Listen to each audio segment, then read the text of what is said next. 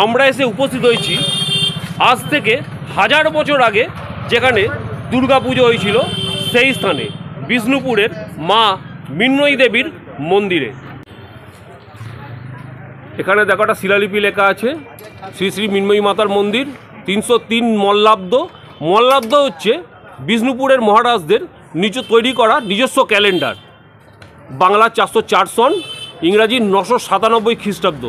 মল্লভূম তথা বিষ্ণুপুরের শেষ মল্লাধিপতি রাজা শ্রী শ্রী কালীপদ সিংহ ঠাকুর ও তস্য 3 পুত্র দেবেন্দ্র বিজয় সিংহ ঠাকুর, অনিল কুমার সিংহ ঠাকুর এবং সুনীল কুমার সিংহ ঠাকুরের স্মৃতি রক্ষার্থে।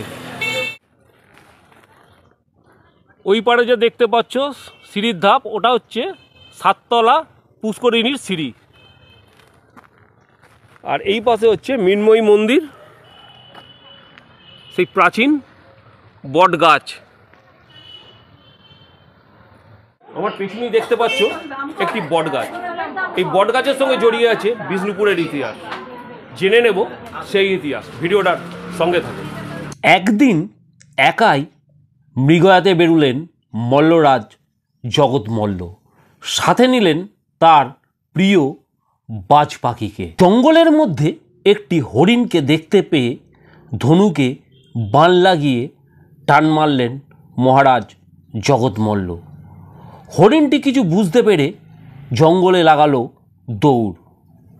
হরিণের পেছু পেছু ঘোড়া ছুটিয়ে দিলেন মহারাজ। একসময় জঙ্গলে হারিয়ে যায় হরিণটি। ধন্দে পড়ে গেলেন মহারাজ জগৎ মল্ল। কিংকর্তব্য বিমূঢ় হয়ে একটি বটগাছের নিচে তিনি দাঁড়িয়ে পড়লেন। তার হাতে বসেছিল বাজ পাখি। গাছের উপরে বসে থাকা এক বককে দেখে বাজ পাখির ইচ্ছা হয় তাকে শিকার করার।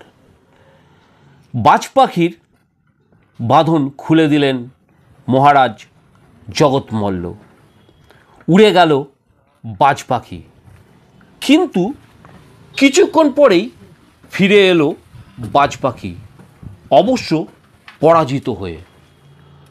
মহারাজ জগৎ মল্ল আশ্চর্য হয়ে গেলেন। সেই মুহূর্তে তার সামনে আবির্ভূতা হলেন এক অপরূপা নারী। গভীর জঙ্গলে একাকিনী নারীকে দেখে অবাক হলেন মল্লরাজ। জিজ্ঞাসা করলেন, কে মা তুমি? এই গভীর জঙ্গলে কি করছো? রাজার চোখের সামনেই নারী হয়ে গেলেন উধাও। রাজা চমকে উঠলেন। নারী উধাও হতেই আকাশবাণী হলো, আমি মা মৃন্ময়ী।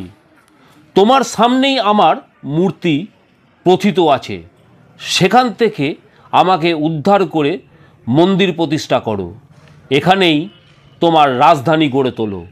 তোমার বংশধরেরা আমার আশীর্বাদ পুষ্ট হয়ে ধনে মানে বড় হবে। মায়ের কথায় মান্য করে মা মৃন্ময়ীর মন্দির প্রতিষ্ঠা করলেন মল্লরাজ জগৎ মল্ল। রাজধানী স্থানান্তরিত হল প্রদ্যুম্নপুর থেকে এইখানে। নাম দিলেন মহারাজ বিষ্ণুপুর বা বন বিষ্ণুপুর। বিষ্ণুপুর তখন গভীর জঙ্গলে ঢাকা। গড়ে উঠল রাজধানীর উপযোগী সমস্ত রকম উপকরণ। ক্রমে ক্রমে বাড়তে লাগলো বসতি। যখন একদিকে জমে উঠেছে নতুন রাজধানী, তখন অপর দিকে বাড়ছে এই মল্লভূমের পরিধি। আর সেই সাথে চলছে মা মৃন্ময়ীর নিরলস আরাধনা।